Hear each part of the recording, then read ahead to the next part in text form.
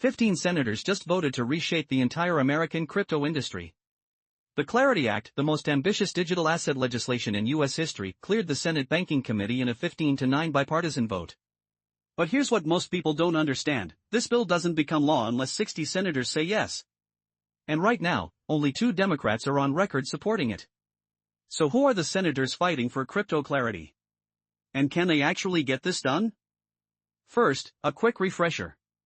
The Digital Asset Market Clarity Act H.R. 3633 is the crypto industry's top legislative priority. It passed the House 294 to 134 in July 2025 with over 70 Democratic votes. Then it stalled in the Senate for nearly 10 months. Here's what it does: it divides crypto regulation between the SEC and the CFTC. The SEC handles tokens that look like investments. The CFTC oversees commodity-like tokens like Bitcoin and Ethereum. It creates a federal framework for crypto exchanges, broker-dealers, and token issuers. And critically, it includes developer protections, language that says writing open-source code does not make you a money transmitter. The bill cleared the Senate Banking Committee on May 14, 2026, and landed on the Senate legislative calendar on June 1. It's eligible for a floor vote. But the filibuster requires 60 votes. Republicans hold 53 seats. That means at least 7 Democrats must vote yes. Every single Republican on the Banking Committee voted yes. All 13 of them.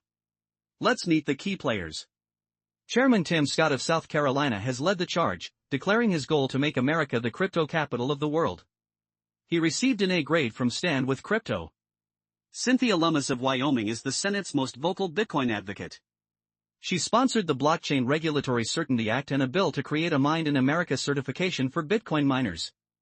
Her quote ahead of the markup: after nearly a year of bipartisan work, this markup brings us one step closer to cementing America's place as the global leader in financial innovation. Bill Hagerty of Tennessee introduced the Genius Act for stablecoins. His message is simple: in the race to lead in digital assets, America's markets are our competitive edge. Bernie Moreno of Ohio, a former auto executive turned crypto advocate, once declared that our founding fathers would have been Bitcoiners. He campaigned on crypto and won. Tom Tillis of North Carolina helped negotiate the bipartisan compromise on stablecoin rewards. He said the current bill helps put us on a bipartisan path. And David McCormick of Pennsylvania, the former CEO of Bridgewater Associates, has personally invested over $1 million in a spot Bitcoin ETF.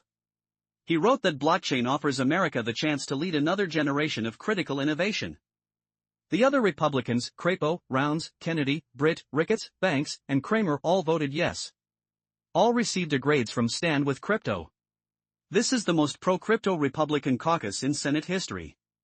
But the bill needed Democratic votes to clear committee, and 2 stepped up. Angela Alsobrooks of Maryland spent 9 months negotiating consumer protections into the bill. She co-negotiated the stablecoin rewards compromise with Senator Tillis. Her vote was conditional. She said unresolved issues need to be addressed before she can support it on the floor. Ruben Gallego of Arizona is the ranking member of the Digital Assets Subcommittee. He voted for the Genius Act, FIT 21, and SAB 121. He's classified as constructive pro-framework by industry analysts. But he also made clear, his committee vote is not a guarantee of floor support. Both Alsobrooks and Gallego received A grades from Stand with Crypto. But here's the problem: they both gave themselves explicit exit ramps. Functionally, the committed Democratic yes column reads 0. To reach 60 votes, Senate leadership needs to flip at least 7 Democrats. Here are the 5 most likely targets.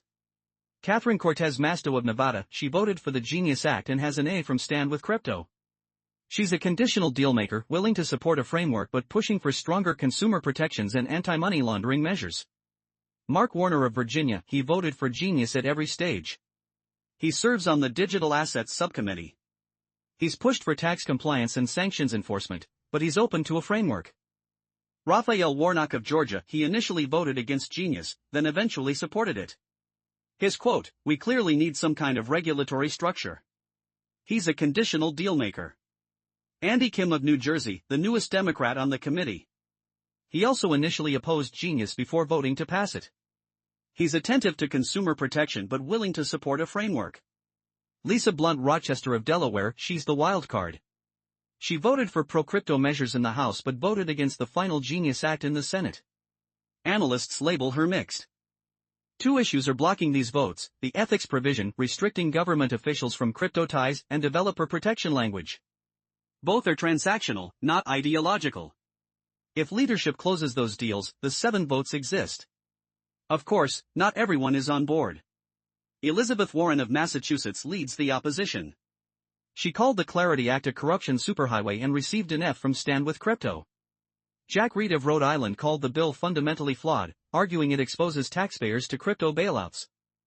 Chris Van Hollen of Maryland proposed an ethics amendment that failed 11-13. He co-sponsored the End Crypto Corruption Act. And Tina Smith of Minnesota warned the bill would turbocharge Donald Trump's crypto corruption.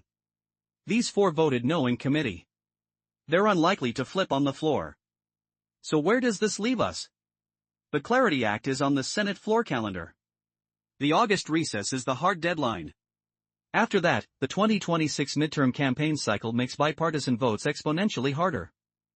House Agriculture Subcommittee Chair Dusty Johnson has signaled the House will fast-track passage if the Senate moves before recess. White House crypto advisor Patrick Witt named July 4th as a target that's already passed. Senator Lummis says August is more realistic. The math is simple: 53 Republicans plus 7 Democrats equals 60. The two blocking issues, ethics and developer protections, are transactional, not ideological. Over 100 crypto companies signed a letter urging passage. 160 former national security officials did the same. The question isn't whether the votes exist. It's whether Senate leadership can close the deal before the window closes. If they do, the Clarity Act becomes the most significant crypto legislation in American history. If they don't, the industry waits another year or longer. Either way, these 15 senators just drew the line. And for the first time, America has a real path to crypto clarity. If you found this breakdown useful, hit like and subscribe. Drop a comment: which swing senator do you think holds the key? And as always, stay informed, stay critical, and we'll see you in the next one.